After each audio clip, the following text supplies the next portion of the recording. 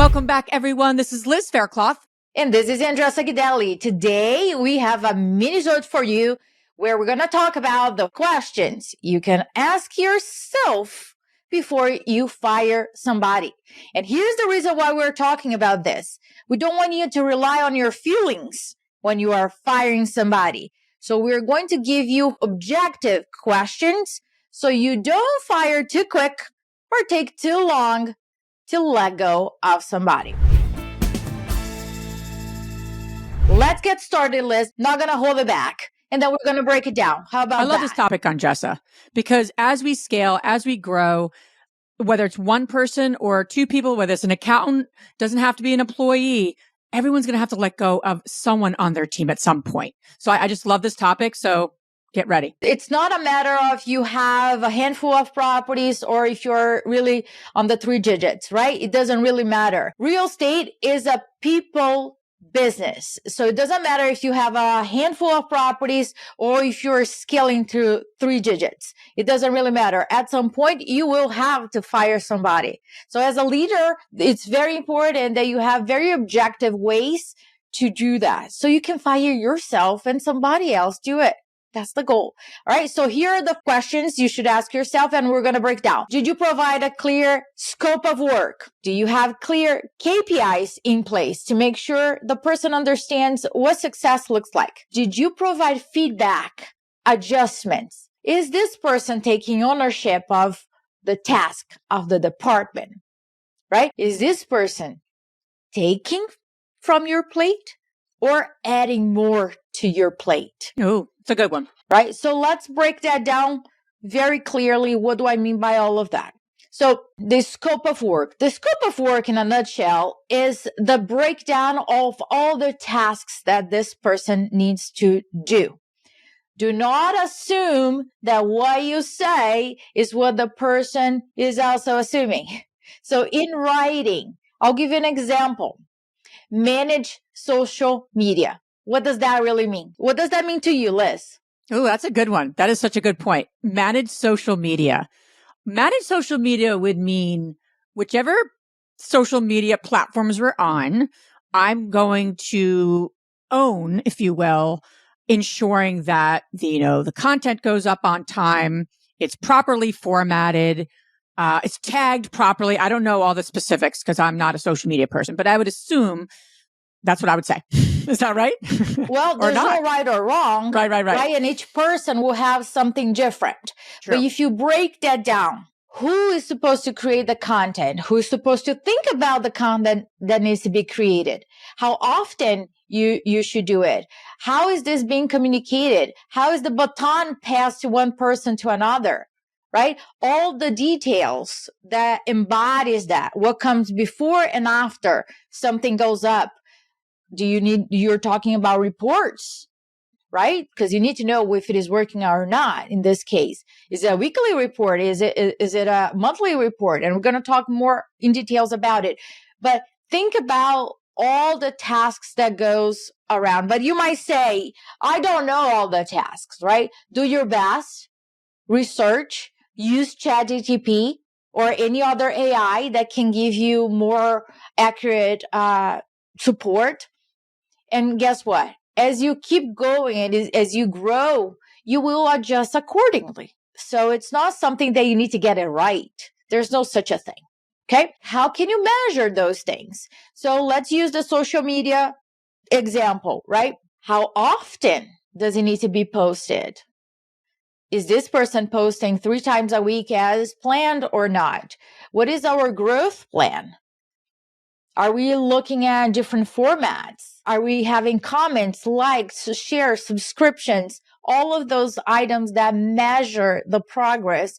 And we can say, wow, we are succeeding, or no, we are not. The problem is when people don't set a guide. Okay, this is where we're at and this is where we want to go. Ideally, you're going to post multiple times a day, but that is the ideal, the best case scenario.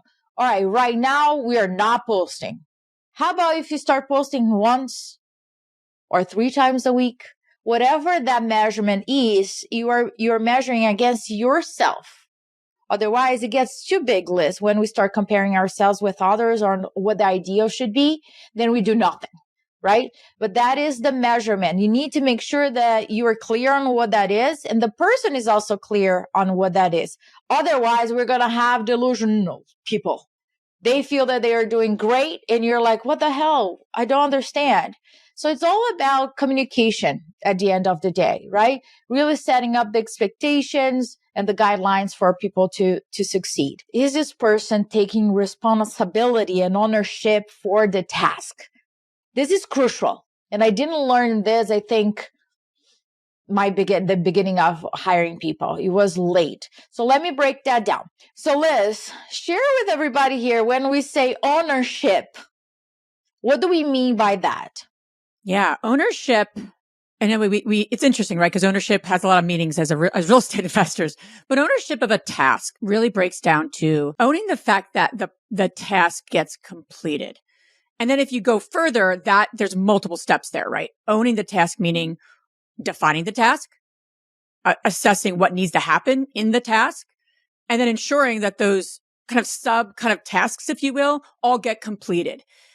I want to say though, owning doesn't necessarily mean that you are doing all the thinking or the doing of all those pieces, but you're in charge of ensuring it all happens in a timely way, in an agreed upon way. And if it doesn't, you're taking full responsibility for it. Yeah. And I love when we keep using this word, this language, because the goal here is not for you as a leader to own all the departments and all the tasks. That's not working, right? And leading every single thing. When I say that, is that I am in a position right now, I want to be led. I want to hire people that are smarter than me, that know more about the task that I do, and they lead me. They have pride. They have ownership on that department, that they can really make my job very easy at the end of the day, and they run with it. You got to get the right person in place that have that mindset, that have that grit in them. And there are people that you can develop into that, right? So please make sure you have the mindset. Otherwise, here's what the scenario that you don't want to get into: a micromanaging situation where they ask your help. The more that they ask your help, more than you help them, more than you help them, more they ask your help. And that is a script that does not work. That's why a lot of people don't want to build a team, because they think that that's how it should be, and it shouldn't. Yeah. Okay. Is this person taking tasks out of your plate, or it's adding more? And let me give you a quick disclaimer here. When you hire somebody, I usually give about 3 months of a transition period, right? During that 3 months, it's more of a hands-on. The person is understanding the company, the task itself, you, all the above. Right? So during those 3 months, there's a lot of you in it with the person. After that, they should ride the bike on their own.